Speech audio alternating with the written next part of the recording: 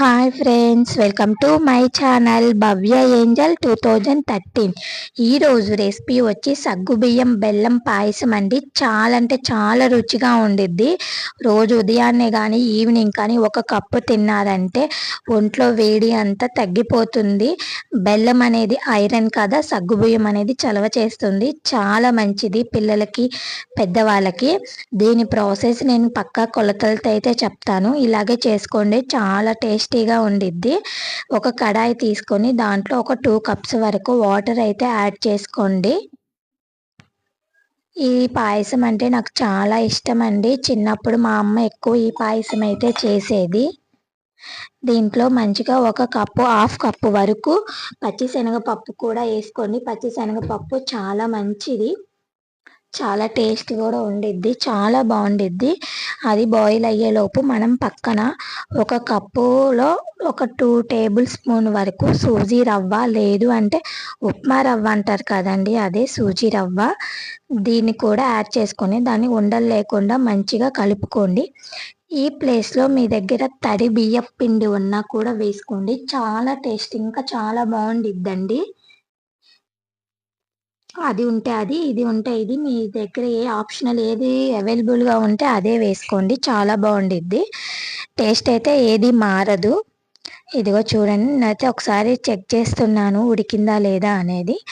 ఇంకా కొంచెం ఉడకాలి కదా, అందుకే దాన్ని పక్కన పెట్టేసి ఒక కడాయి వరకు తీసుకొని దాంట్లో కొంచెం ఆయిల్ లేదా గీ, మీకు ఏది నచ్చుతుంది, దానిలో ఒక కప్పు వరకు సేమియా, పొడుగు సేమియా ఉంటుంది కదండి, అది తీసుకొని మంచిగా అయితే ఫ్రై చేసుకోవాలి.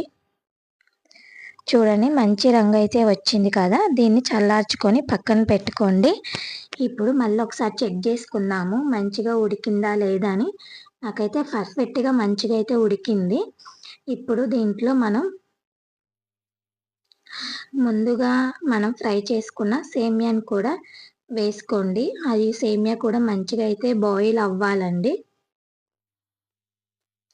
ఈలోపు మనం ముందుగానే సగ్గుబియ్యము నానబెట్టుకున్నాము, ఒక 1/2 అవర్ ముందు వేసుకొని. ఎక్కువ మనం సగ్గుబియ్యం పాయసం కదా, కొంచెం సగ్గుబియ్యం ఒక కప్పు వరకు, నానబెట్టుకున్న కప్పు వరకు సగ్గుబియ్యాన్ని కూడా మంచిగా అయితే యాడ్ చేసుకోండి. ఇప్పుడు ఈ సగ్గుబియ్యము సేమియా మనకైతే మంచిగా అయితే కుక్ అవ్వాలి. సగ్గుబియ్యం త్వరగానే కుక్ అవుతుందండి, సేమియా కూడా త్వరగానే కుక్ అవుతుంది, ఎందుకంటే మనం సగ్గుబియ్యం నానబెట్టుకున్నాం తర్వాత. ఇప్పుడు మంచిగా అయితే ఒక కప్పు వరకు బెల్లం అయితే వేసుకోండి. అది కూడా మంచిగా కరిగిపోవాలి.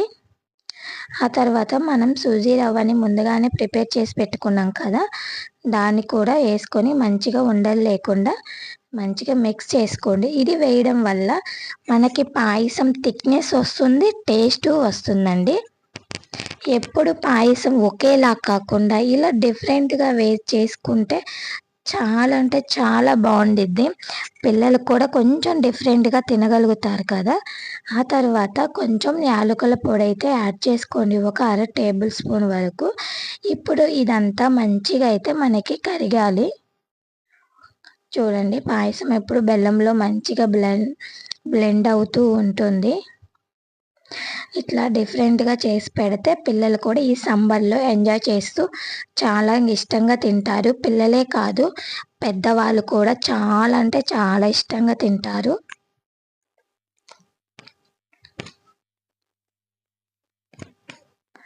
చూడండి, మనకు అంత దగ్గర పడుతూ ఉంది కదా, అది కొంచెం పక్కన పెట్టుకొని దీంట్లో ఎండు కొబ్బరి తుడుమైన వేసుకోవట్లు, ఇలా సన్నగా పీల్ లాగా చేసుకొని వాటిని కూడా యాడ్ చేసుకోవచ్చు.